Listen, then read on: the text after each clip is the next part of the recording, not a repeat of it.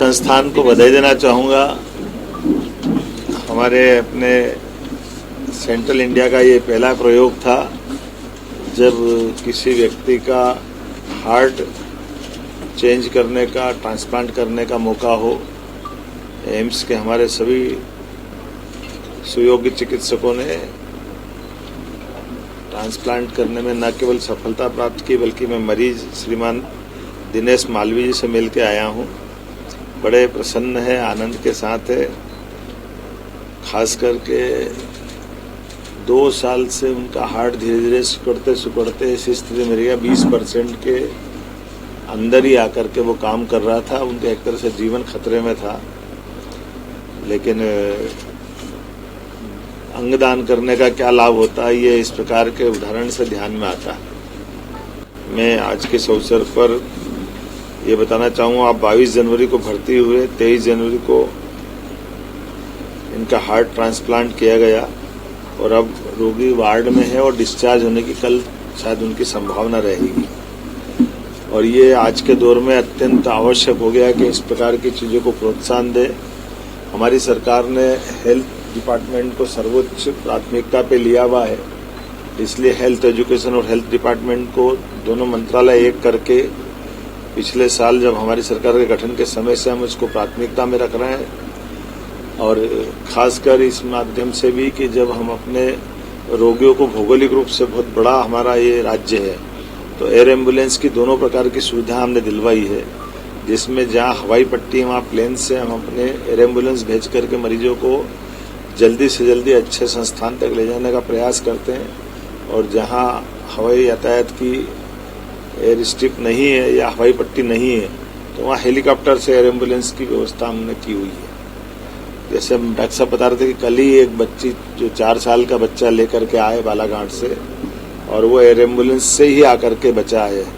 ऐसे अब तो उदाहरण हर दिन कई जगह के आ रहे हैं एयर एम्बुलेंस का उपयोग, क्योंकि व्यक्ति के जीवन में जब वो समय कीमती होता है और संसाधन में आवागमन बहुत भारी पड़ जाता है, तो आयुष्मान के माध्यम से हम वैसे सामान्य रूप से 8 से 10 लाख रुपए एयर एम्बुलेंस का लगता है, लेकिन सवाल पैसे का नहीं, पैसे मरीज की जान बचाने का।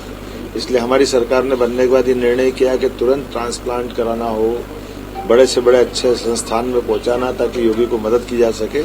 इसलिए एयर एम्बुलेंस भी लाएं। लेकिन आज का अवसर तो ये खास करके हार्ट ट्रांसप्लांट करने की पूरी टीम को बधाई देने का है।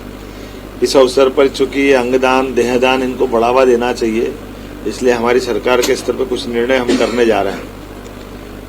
एक, देहदान करने से 9 डॉक्टर उस पर काम करके तैयार होते हैं और कई प्रकार की चीज़ों को सीखने का मौका मिलता है। इसलिए देहदान जो जिस परिवार से व्यक्ति के किया जाएगा, सरकार के स्तर पर हम उसको राजकीय सम्मान दे करके ये सरकार का ये भाव लाने का प्रयास कर रहे हैं कि सभी मेडिकल कॉलेजों में, आजकल तो आयुर्वेदिक मेडिकल कॉलेज भी बॉडी मांगते हैं, वहाँ पे भी आवश्यकता पड़ती है। ऐसे में देहदान के माध्यम से हम भविष्य की नई पौध चिकित्सकों की बनाएं, इस बात को प्रोत्साहन देने के लिए सरकार के स्तर पर निर्णय कर रहे हैं कि जो अपने परिवार से ऐसी किसी कारण से अगर घटना हुई है कि वहाँ मृतक शरीर है और वो मृतक स्वयं पहले घोषणा कर दे, ऐसे लोग भी या परिवार के लोग चाहेंगे तो देहदान को ला करके हम योग्य चिकित्सा संस्थान तक पहुंचाएंगे और उस परिवार के उस अवसर पर राजकीय सम्मान का ये सरकार के द्वारा लिया गया निर्णय रहेगा।